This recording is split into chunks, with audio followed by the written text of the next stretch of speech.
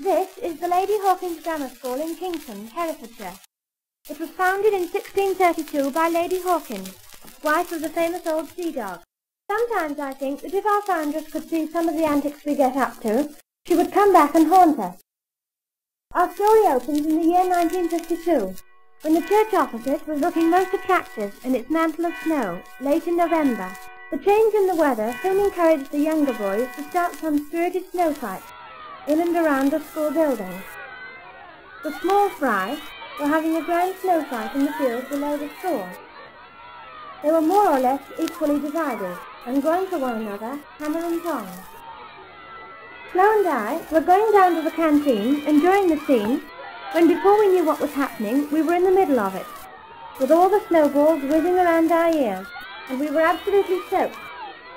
We were tailing Priscilla and Flo down the lane, wondering how we could win their affections, when we suddenly saw a grand opportunity. They were getting severely pasted by some poor mourners, so we gallantly dashed to the rescue, proving that chivalry is indeed not dead in this second Elizabethan age. After a brief struggle, we succeeded in vanquishing the enemy, even though we were outnumbered 10-1.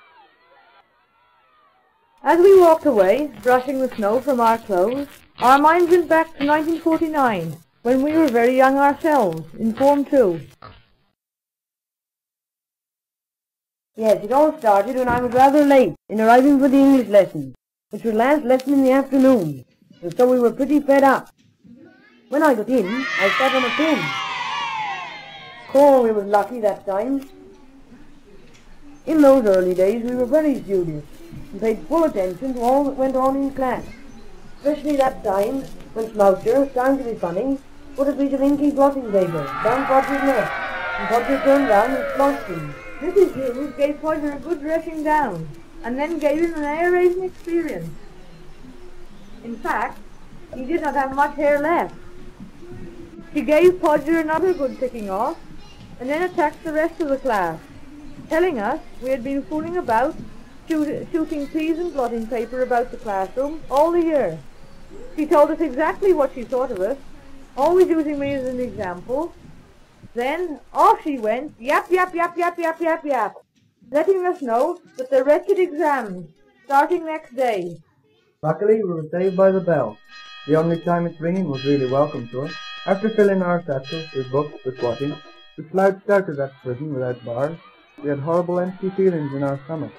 We opened our books, trying vainly to ram some of the year's work into our heads, because we didn't welcome the thought of being up all night trying to catch up on work we knew jolly well hadn't been done.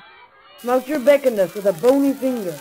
He didn't worry about exams, being always bottom whether he squatted or not.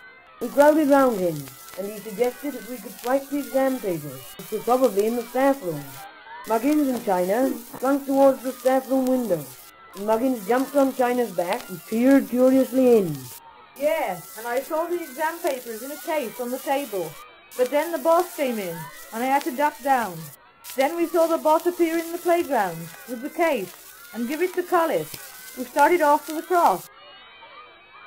Then Podger suggested that we got the girls to go by the short cut to the cross and waylay Collis.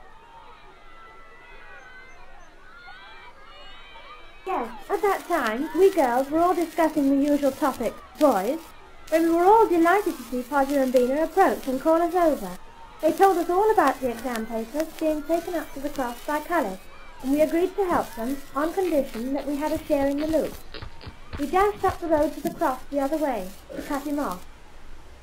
As the girls dashed off, Cullis was making his way unsuspectingly towards the cross.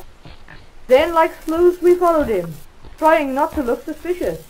Oh yes, there was Rancher, Beaner, Muggins and Podger in the first batch, and they were followed by Dickie, Neal and Porky, as they slouched up the road after Cullis. We dashed off, up the road, through the gate and across the field, going as fast as we could, hoping we should be in time. When we approached the gate, we slowed down and crept towards it. I ventured through and saw Cullis coming up the road, so I threw the girls back and we laid in wait for our quarry. When he was almost up to us, we dashed across the road. When it dawned on the silly dog that something was up, he turned round and tried to scram down the hill, only to find himself trapped by us boys. Spreading across the road to prevent his escape, we dashed on him and dragged him properly. After a brief but lively struggle, someone grabbed the case, and we made our escape across the field. We were filthy after that. Sticky black tar all over us. And poor old Collis, was he in a mess? And when he got home, did he catch it? During this time, Collis was tidying himself up and making his way slowly back to school to report his loss to the headmaster. But in some ways, Collis had the last laugh, because when we opened the case, in it was the school cup, not as we thought, the exam papers. We moved off like a funeral procession, going to our doom. Did we say that Collis had the last laugh on us? He most certainly did.